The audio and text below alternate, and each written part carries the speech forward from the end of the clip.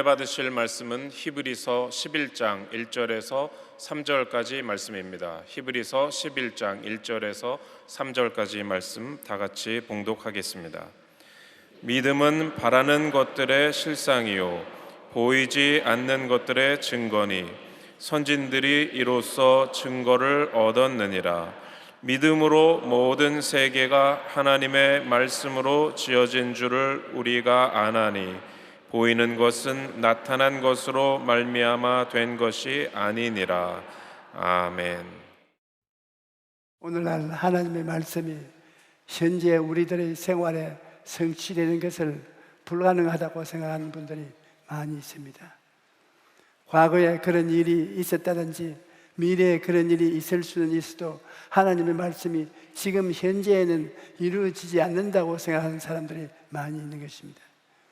그런 사람들은 하나님의 말씀을 신학적인 말씀이나 철학적인 말씀이라고 생각하고 현재적 말씀이라고 생각하지 않습니다.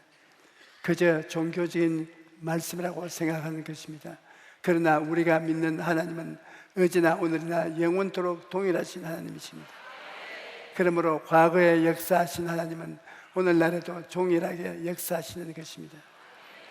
로마서 4장 17절에 보면 하나님은 죽은 자를 살리시며 없는 것을 있는 것으로 부르시는 하나님이라고 말씀하십니다. 그러므로 우리가 하나님과 동행하기 위해서는 없는 것을 있는 것 같이 마음속에 그려놓고 바라보고 기도해야 합니다. 히브리서 11장 1절에 믿음은 바라는 것들의 실상이요 보이지 않는 것들의 증거라고 말하는 것입니다. 믿음은 바라봄의 실상인 것입니다.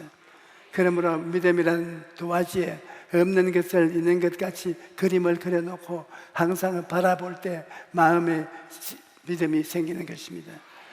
여러분 인생에서 성공하기를 원하면 성공한 자신의 모습을 그려서 바라보아야 합니다.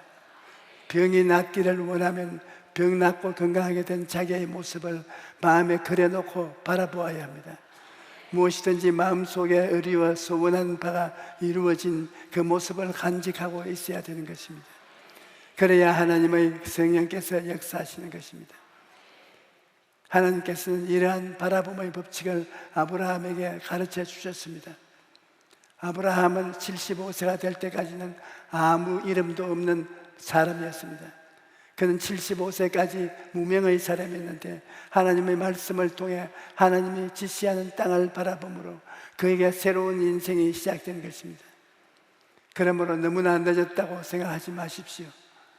나이가 많아서 너무 늦었다, 사업을 다시 시작하기에는 너무 늦었다, 그렇게 말하지 마십시오. 우리가 생각하기에 늦은 것이지 하나님 보시기에는 그렇지 않은 것입니다. 하나님이 함께 하시면 너무 늦었다는 말은 있을 수가 없습니다. 하나님이 함께 하시면 우리는 어떠한 장애물도 넉넉히 극복할 수가 있는 것입니다. 우리가 인간적으로 생각하면 100세가 된 아브라함이 자녀를 낳는다는 것은 불가능한 일이지요. 그러한 하나님이 함께 하시면 불가능이란 없는 것입니다. 아브라함은 75세 아들을 주시겠다는 하나님의 약속을 받았습니다. 그런데 아브라함이 아들을 달라고 하나님께 기도하지 아무리 해도 대답이 오지 않아요. 그리고 마음에 믿어지지가 않습니다. 기도를 많이 해도 믿어지지 않아서 괴로워하는데 하루는 하나님이 그에게 말씀하시기를 천막 안에서 엎드려 부러지기만 하고 천막 밖으로 나오지 않는 너는 천막 밖으로 나오라. 그리고 하늘을 쳐다보라. 별들을 헤아려라. 그렇게 말씀하신 것입니다. 그래서 아브라함이 밤마다 천막 밖으로 나와서 하늘의 별들을 바라보면서 그 별들이 많은 후손을 마음속에 그려놓고 바라보았던 것입니다. 그러자 아브라함의 마음속에 드디어 믿음이 생겼습니다. 창세기 15장 5절로 6절에 그를 이끌고 밖으로 나가 이르시되 하늘을 우러러 무별을 셀 수 있나 보라. 또 그에게 이르되 내 자손이 이와 같으리라. 아브라함이 야훼를 믿으니 야훼께서 이를 의의 여기시고 성경은 아브라함이 그것을 보고 믿었다고 말한 것입니다. 이것이 바라봄의 법칙인 것입니다. 하나님께서 그것을 주야로 마음속에 바라볼 때 그를 통해서 하나님의 성령의 놀라운 역사가 베풀어질 것을 말씀하고 있는 것입니다. 이러므로 여러분 바라보며 믿음이 생깁니다. 잘못 바라보면 부정적인 믿음이 생기고 잘 바라보면 긍정적인 믿음이 생기는 것입니다. 아브라함은 신앙 방법을 바꾸어서 바라봄의 법칙을 사용함으로써 100세 아들 이삭을 얻게 된 것입니다. 뿐만 아니라 아브라함은 바라봄의 법칙을 사용함으로써 물질의 축복도 얻었던 것입니다. 하나님께서 아브라함에게 가축을 많이 주셨는데 아브라함의 종들과 롯의 종들이 가축에 먹일 초지 때문에 자주 다투었습니다. 그래서 아브라함이 내가 좌라 하면 나는 우하고 내가 우하면 나는 좌하리라. 내가 먼저 떠나라. 그러니까 조카 롯은 물이 넉넉하고 좋은 땅을 택해서 떠났습니다. 그러니 아브라함이 있는 곳은 풀도 없고 메마른 땅이었습니다. 그런데 아브라함이 롯과 헤어지고 난 다음에 하나님께서 아브라함을 부르셔서 말씀하셨습니다.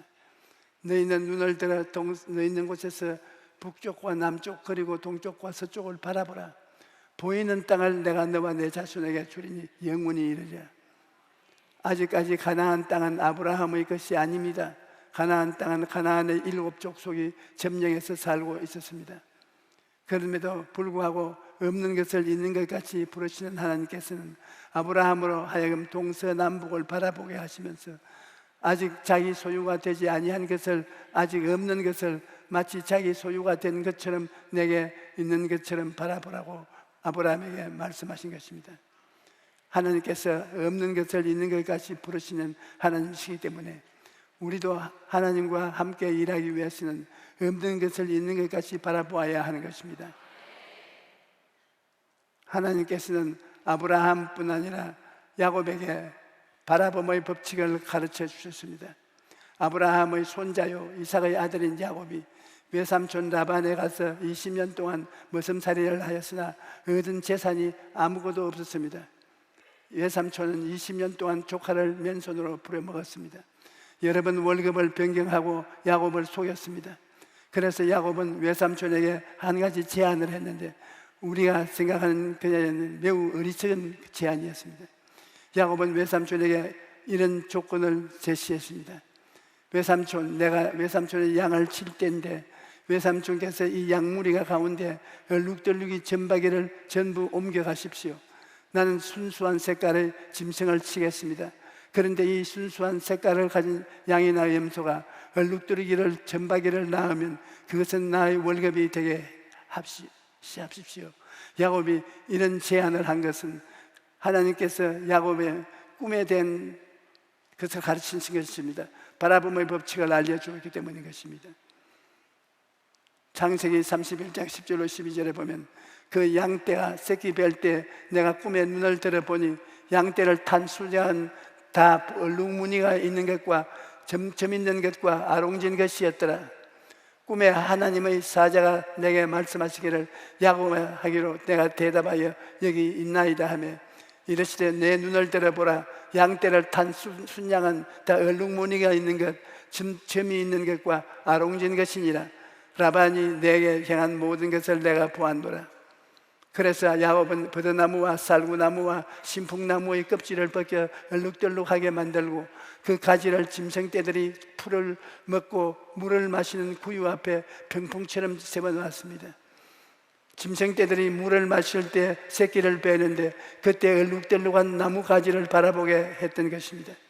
그리고 야곱도 그곳서 팔짱을 끼고 서서 짐승떼들이 새끼를 뺄 때마다 바라봄의 법칙을 사용하였습니다. 힘차게 그 얼룩덜룩한 나뭇가지를 바라보고 그의 마음속에 모든 새끼는 얼룩덜룩이로 잉태된다고 꿈을 꾸었습니다. 그리고 마음속에 얼룩덜룩이 새끼를 꿈꾸고 그것을 확실히 마음속에 믿었습니다. 그리고 늘 입술의 말로 시인했습니다. 새끼를 가지면 다 얼룩덜룩이가 틀림없다. 그러자 희한한 일이 생겼습니다. 그 다음부터 양이나 염소가 새끼를 낳았다 하면 얼룩덜룩이었습니다. 외삼촌은 울고 야곱은 웃고 얼마 있지 아니하여 야곱은 한때 두때 바다 모래 같은 많은 점승떼를 거느린 큰 부자가 되었습니다. 야곱이 바라봄의 법칙을 사용해서 그 마음속에 얼룩덜룩이의 양과 염소떼가 장대하게 태어나는 것을 품고 그것을 믿고 마음에 의심하지 아니하고 입술로 시인할 때 성령께서 기적을 베풀어 주신 것입니다. 그러면 오늘날 우리는 무엇을 바라보아야 할까요? 여러분, 우리가 교회에 오면 강단 앞에 십자가가 있습니다. 왜 교회마다 십자가가 있는가? 바라봄의 법칙입니다. 우리는 십자가를 바라보아야 하는 것입니다. 십자가가 어떤 의미가 있습니까? 하나님의 아들 예수 그리스도께서 2000년 전에 우리를 위해서 십자가에 못 박혀 몸짓고 피를 흘린 것을 보여주는 것입니다. 의미가 없이 십자가를 바라보라는 것이 아닙니다. 십자가를 바라볼 때마다 그 십자가상에서 일어났던 역사적인 사건을 우리가 기억하고 바라봐야 하는 것입니다. 십자가를 바라볼 때마다 예수 그리스도를 통해서 나의 일생의 죄가 용서된다는 것을 바라보라는 것입니다. 십자가를 통해서 하나님과 우리 사이에 막힌 담이 무너지고 하나님과 우리 사이에 커뮤니케이션이 이루어지며 하나님의 성령이 우리 안에, 우리가 하나님 안에 있다는 그 사실을 바라보라는 것입니다. 십자가를 바라볼 때마다 예수님께서 나의 염려하는 것을 친히 담당하시고 병을 짊어지시고 내가 앓는 고통을 다 당하시고 주님께서 우리에게 치료를 베풀어 주었다는 사실을 마음속에 바라보라는 것입니다. 또 십자가를 바라볼 때마다 우리가 받은 저주를 대신 다 짊어지시고 우리의 삶의 가시와 은과 길을 제하시고 모든 가난을 제하신 것을 바라보아야 되는 것입니다. 우리가 주 예수 그리스도의 은혜를 너희가 알겠니와 부유하신 이로써 너희를 위하여 가난하게 되시면 그의 가난함으로 말미암아 너희가 부유하게 하려 함이라. 이 말씀을 붙들고 십자가를 바라보아야 하는 것입니다.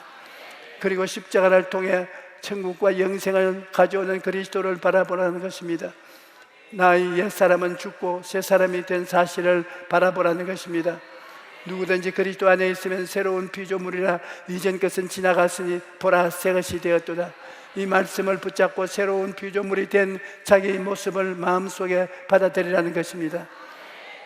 교회의 고청탑에 십자가를 세워놓고 강단에서 십자가를 세워놓은 이유가 거기에 있는 것입니다. 바라봄의 법칙인 것입니다. 십자가를 항상 바라보고 내가 그 안에서 어떤 사람이 된 것을 마음속에 깊이 인식을 해야 하는 것입니다. 여러분, 그렇기 때문에 나의 꿈꾸고 계획한 목표가 이루어지는 모습을 마음속에 바라보는 것이 있어야 되는 것입니다. 오늘날 우리나라 국민 전체는 낭패를 당하고 절망적인 것을 생각해서는 안 될 것입니다. 우리나라가 새로워지고 건강해지고 부유해지고 자유로운 나라가 될 것을 마음속에 꿈꾸고 바라보아야 될 것입니다. 어둡고 캄캄할 때는 광명한 소망을 바라보아야 되는 것입니다. 바라봄의 법칙을 올바르게 사용하는 개인이나 민족은 흥하게 되는 것입니다. 성경에 꿈이 없는 백성은 망한다고 말했습니다. 그러므로 항상 꿈을 마음속에 가져야 하는 것입니다. 하나님께서는 바라봄의 법칙을 사용하는 사람을 통해서 성령의 역사를 베풀어 주십니다. 성령이 오시면 젊은이에게는 환상을, 늙은이에게는 꿈을 주겠다고 하셨습니다. 꿈과 환상이라는 것은 현실이 아닙니다. 그러나 우리가 그것을 바라볼 때 성령께서 그 꿈과 환상이 현실에 생겨나도록 역사하겠다는 것입니다. 이러므로 가슴에 꿈을 품지 않은 사람은 내일의 창조적인 현실을 가져올 수가 없게 되는 것입니다. 여러분, 경주할 때 목표가 없이 뛰면 아무리 잘 뛰어도 상을 타지 못합니다. 제가 초등학교에 입학했을 때 그때는 초등학교에도 시험을 쳤습니다. 일본 선생님 앞에서 시험을 치고 난 다음 운동장으로 데리고 나가서 경주를 시키는데 일본말로 말을 하니까 제가 알아듣지를 못했습니다. 출발선에 세워놓고 난 다음에 뛰라고 하는데 뛰는 데는 제가 자신이 있었습니다. 그런데 저는 집으로 뛰라고 그러는 줄 알고 죽을 힘을 다해서 집으로 뛰었습니다. 그러니까 뒤에서 아버님이 따라오시면서 고함고함을 치면서 제 이름을 부르는데, 그래서 돌아보니 빨리 돌아오라고 손짓을 합니다. 다른 아이들은 이미 다 운동장 한 바퀴를 돌았는데 난 집으로 가다가 또 꼴찌로 돌아왔습니다. 그래서 초등학교 입학에 떨어질 뻔했습니다. 여러분, 아무리 뛰는데 자신이 있어도 목표를 분명히 알지 못하고 뛰면 그 뛰는 것이 아무런 효과가 없습니다. 공부도 목표 없는 하는 공부는 시간 낭비입니다. 제가 고등학교를 다닐 때 내 옆에 앉아있던 녀석이 학교에 와서 집에 갈 때까지 늘 책상 밑에 소설책을 놓고 읽었습니다. 그 집에 가니까 그 아버지가 얼마나 아들 자랑하는지를 몰라요. 우리 아들이 주야로 공부나 소망이 있다고 그랬는데 그 주야로 공부하는 책상에 쌓여 있는 것이 전부 다 소설책입니다. 그는 공부는 하되 목표가 없는 공부를 했습니다. 그 아버지가 기도했으나 그 기도는 헛것이었습니다. 그러므로 여러분, 우리의 삶 속에 분명한 목표가 있어야 하는데 어떻게 하면 믿음의 목표를 가질 수가 있겠습니까? 목표를 가지려면 기도해야 합니다. 우리 하나님께서는 우리가 기도할 때 우리 마음속에 뜨거운 소원을 일으켜서 우리 인생의 목표를 정하게 만들어 주시는 것입니다. 빌립보서 2장 13절에 너희 안에서 행하시는 이는 하나님이시니 자기의 기쁘신 뜻을 위하여 너희에게 소원을 두고 행하게 하시나니라고 말씀하십니다. 우리가 간절히 하나님께 부르짖어 기도하면 마음속에 뜨거운 소원을 일으켜 주시는 것입니다. 기도할 때 하나님께서 이러한 인생길을 살아라, 이러한 목표를 정하라 마음속에 소원을 주시는 것입니다. 저 직장을 잃어버렸거나 퇴직을 했거나 사업이 무너졌을 때 어떻게 해야 합니까? 새로운 목표를 설정을 해야 하는 것입니다. 그곳에서 주저앉아 버리면 안 되는 것입니다. 우리가 마음을 비우고 주님 앞에 기다리며 간절히 간구할 때 하나님께서 우리를 새로운 목표로 예비해 주시는 것입니다. 하나님께서는 여러분과 나를 위해서 좋은 것을 예비해 주시는 하나님이신 것입니다.